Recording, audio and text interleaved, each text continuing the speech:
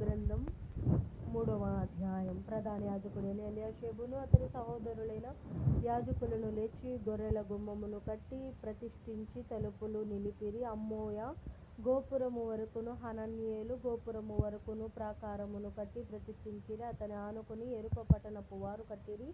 వారిని ఆనుకుని ఇమ్రి కుమారుడైన జక్కూరు కట్టెను. మద్యపు గుమ్మమును హసెనాయ వంశస్థులు కట్టిరి. మరియు వారు దానికి దూలమును ఎత్తి తలుపులు నిలిపి తాళములను గడియలను అమర్చిరి. వారిని ఆనుకుని హక్కోజునకు పుట్టిన ఊరియా కుమారుడైన మెరేమోతు, వారిని ఆనుకుని మెషెజాబెయేలునకు పుట్టిన బెరక్యా కుమారుడైన మెషుల్లామును, వారిని ఆనుకుని బయనా కుమారుడైన సాదోకును, వారిని ఆనుకుని తెకోనీయులను బాగుచేసిరి. అయితే జనులు అధికారులు తమ ప్రభువు పనిచేయనొప్పుకొనక పోయిరి. పాత గుమ్మమును బాగుచేయువారు ఎవరనగా పసెయ కుమారుడైన యెహోయాదాను, బెసోద్యా కుమారుడైన మెషుల్లామును. దానికి దూలములను ఎత్తి తలుపులు నిలిపి తాళములను గడియలను అమర్చిరి. వారిని ఆనుకుని గిబియోనీయులు మిస్పా వారును, గిబియోనీయుడైన మెలట్యాయును, యెరోనోతీయుడైన యాదోనును, ఏటి యవతలనున్న అధికారి న్యాయపీఠముంచబడు స్థలము వరకు బాగుచేసిరి. వారిని ఆనుకుని బంగారపు పనివారి సంబంధి అయిన అర్హాయ కుమారుడైన ఉజ్జీయేలు బాగుచేయువాడై ఉండెను.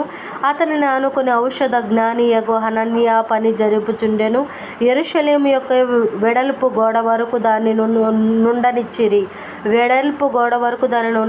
వారిని ఆనుకుని యెరూషలేములో సగము భాగమునకు అధిపతి అయిన హూరు కుమారుడైన రెఫయా బాగుచేసెను. వారిని ఆనుకుని తన ఇంటికి ఎదురుగా హరుమాపు కుమారుడైన యెదాయా బాగుచేసెను. అతని ఆనుకుని హషబ్నెయ కుమారుడైన హటూషు పని జరుపువాడై ఉండెను.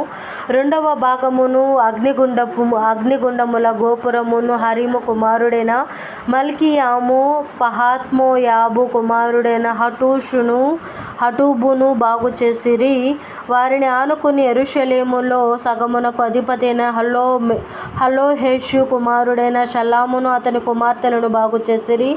లోయ ద్వారమున హానును, జనోహ కాపురస్తులను బాగుచేసి కట్టిన తరువాత దానికి తలుపులను తాళములను గడియలను అమర్చిరి. ఇదియోగాక పెంట ద్వారము వరకుండు గోడ 1000 మూరల దనుక వారు కట్టిరి. బెత్ హాకెరెము ప్రదేశమునకు అధిపతి అయిన రేకాబు కుమారుడైన మల్కీయా పెంట గుమ్మమును బాగుచేసెను. అతడు దాని కట్టిన తరువాత దానికి తలుపులు నిలిపి తాళములను గడియలను అమర్చెను.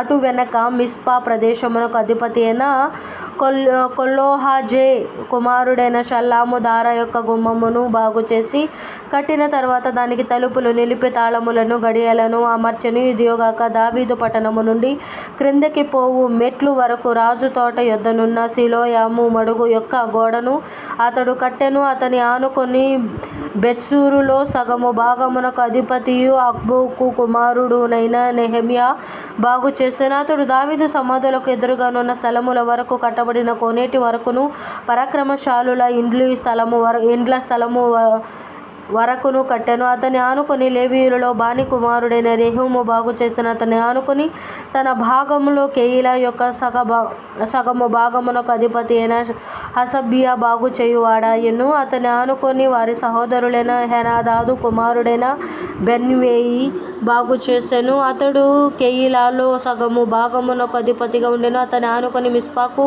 అధిపతియు యోషువాకు కుమారుడైన ఎజరు ఆయుధముల కొట్టు మార్గమునకు ఎదురుగానున్న గోడ మలుపు ప్రక్కను మరి ఒక భాగమును బాగుచేసెను. అతని ఆనుకుని ఆ గోడ మలుపు నుండి ప్రధాన యాజకుడైన ఎలీషాబు ఇంటి ద్వారము వరకు ఇంటి